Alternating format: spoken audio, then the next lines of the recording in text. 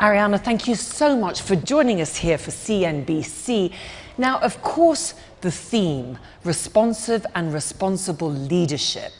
What does that mean to you? First of all, I must say it's great to be here with you, and it's great to be in this absolutely beautiful, spectacular space. So for me, responsive and responsible leadership means being conscious of the great challenges we're facing, and not just recognizing what needs to be done, but actually taking steps to do it. Because I think one of the main problems we're facing is that leaders have been aware for many years now of the destabilizing impact of globalization and automation, the fact that the benefits, which are significant, were very unequally distributed, the dangers of growing inequalities. And on the climate change front, again, people have been very aware of the dangers of climate change, but being aware of the dangers has not led to significant progress. And as a result, we've seen what's been happening around the world with the election results. So I think it's time to realize that we've been drowning in data and starved for wisdom. And we have an enormous amount of incredibly smart, brilliant leaders. So what qualities, Arianna, do you think our leaders need to have to bridge these divides culturally, economically? We're seeing so much divisiveness, as you've said.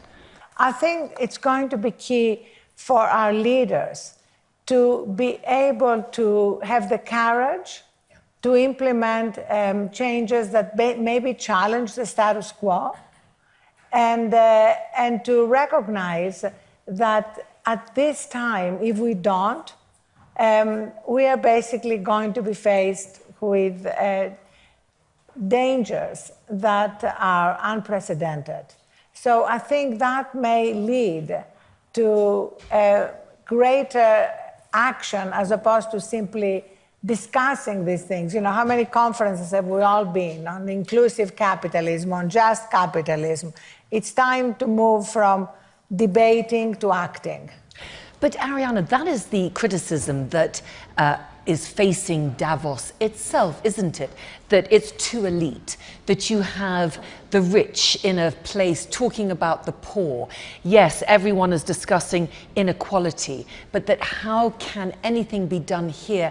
And it's facing more and more criticism. Do you think it's fair? I think having people here together, engaged in the discussions that we've been engaged in, is very useful and very productive, provided that we also follow it up with action. And I think Davos has been ahead of its time in identifying trends.